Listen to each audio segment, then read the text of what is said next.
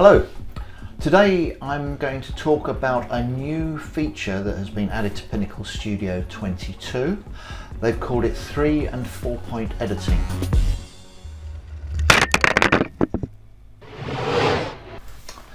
Now, strictly speaking, it's always been possible to do some sort of 3-point editing in Pinnacle Studio, but it's not fully featured. It's disguised in other modes and not called 3-point editing, and of course there's no actual 4-point editing as such.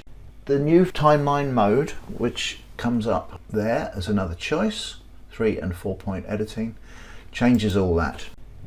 If you've always used the source viewer to pre-edit your clips before you put them down onto the timeline, you've probably been doing some sort of 3-point editing, even if you didn't know it was a thing. Let me show you what I mean by that. Here on the timeline we've got our video, and I've decided I'd like to cut away from the main timeline to another shot round about there. So I've chosen a source clip and I've put it here into the source viewer. You might not work in dual mode, you might have a laptop or you don't like dual mode and find it confusing, so you can still bring up the source viewer, switch between the two by switching between the two tabs there, but I'll carry on working in dual mode. Here's our source clip, and we can scrub through that using the source viewer, and we can go, oh right, well there's that bush, there it is, let's edit to that there. So we're going to set an in point on our source viewer, and there are little tools for that which are down there, and set that as the in point. Let's look for an out point. Roughly, let's say we're going to cut back where there's a nice landmark so we can see whether it's a good edit or not. Make that the out point. I've used the O key that time instead of clicking. So we've got an in point and an out point, that's 1 point, 2 point on the source viewer, and a third editing point, which is the timeline scrubber. Now we can put that down onto the timeline using the send or drag clip control there. You can press the letter B as well. But if we do that whilst we're in smart mode, it disrupts the timeline and inserts the clip. However, we can easily get into the overwrite mode whilst not having to use the timeline tools by holding down the Alt key. So we'll press the Alt key and then we'll do the same, and that has inserted our clip into the timeline there, and the edit looks something like this.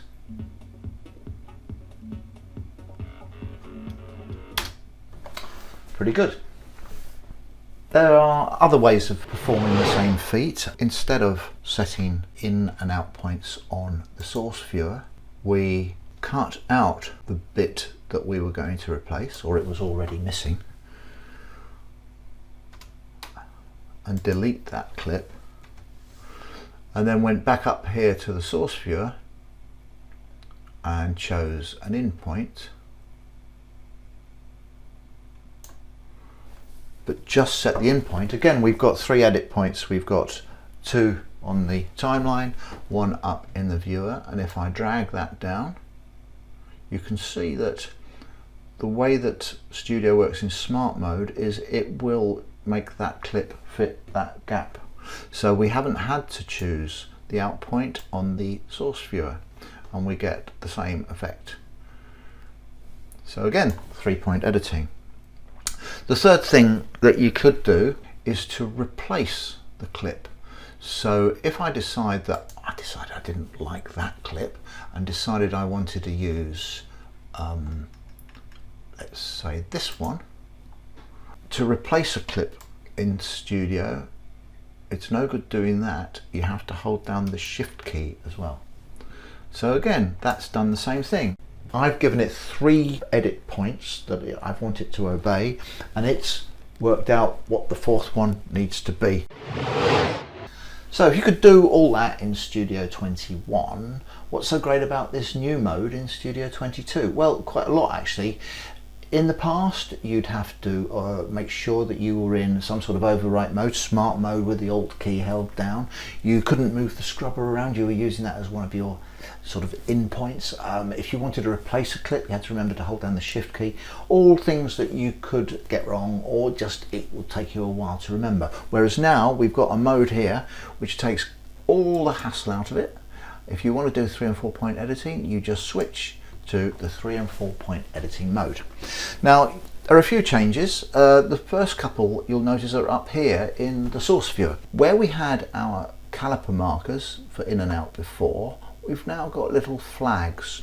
Actually, there's no real change in function, but because they've changed shape, you know that you're in 3 and 4 point mode, and it also reflects down on the timeline here. Where the calipers were before, that you just used for export limitations, and you'd set in and out points for the amount of the timeline you wanted to export, you've now got the flags as well, because they've got a different function. So they are new, but also new are these here, where you had the send to timeline button. You've now got two buttons, one of which, if you hover over it, says keep speed, the other of them says fit to duration. We'll ignore fit to duration for a moment and look at how we'll go about doing what we did before with the in and out points we've used before. So that was our timeline scrubber position, and we had to leave it there, but now we can click on the mark in and we get a very clear indication of where our in point on the timeline is. Up here in the source viewer, well, we can find our points again. I'm not going to change a great deal about the edit. That was it roughly, wasn't it? So I for in, yes, that still works. Out point, that's there, around about there. O for out. So we've got 3 edit points, the in, the out, and the source clip, and a new in point on the timeline. And the operation should go like this. And what you see there is a new dialog box.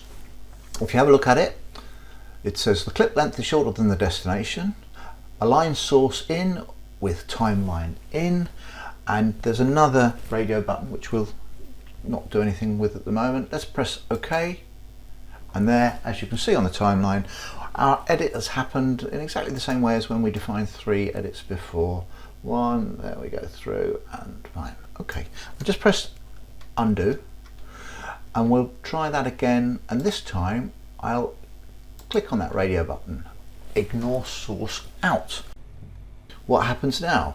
Well, it's going to ignore the source out, which means it's going to actually obey what you can see there, which is a sort of a phantom mark which you haven't put, but which the program said, well, that's the end of all the video on that track, so what's it going to do? There we go. What happens if we now mark a 4th point on the timeline? Let's try and not match our out point, which was roughly there, but say round about there. We have now set a situation where the space on the timeline is bigger than the clip that we've got in the viewer. Let's try this again. An even bigger dialog box. And now we've got a number of choices, and one of the interesting ones here is align source out with timeline out, which means that we can do this. And as you can see, what it's done is it's actually lined up the out points, which is something you could never do in Studio 21 and before. And it's going to let you take care of the in point. It's even marked the section of the clip which it hasn't dealt with, if you can see there. Let's undo that. Let's see what the other options were. We've got ignore source in. So that means that if we do that and then we do that, ignores the in point that we had set, and it takes the clip as far as that.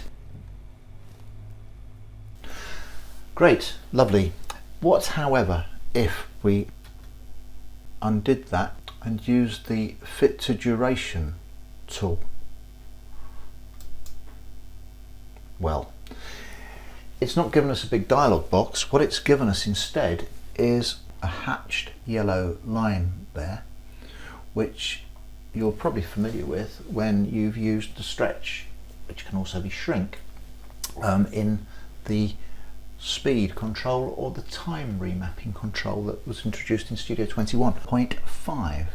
And what it's done there is matched our 4 edit points and just slightly altered the playback speed of the clip so that all the 4 edit points line up. I'm not going to be able to play that back smoothly unless I preview render it.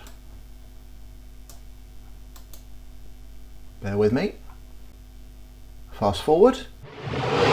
So I'll just turn off the sound because that can be a bit buggy when you're using time remapping, and let's have a look at this.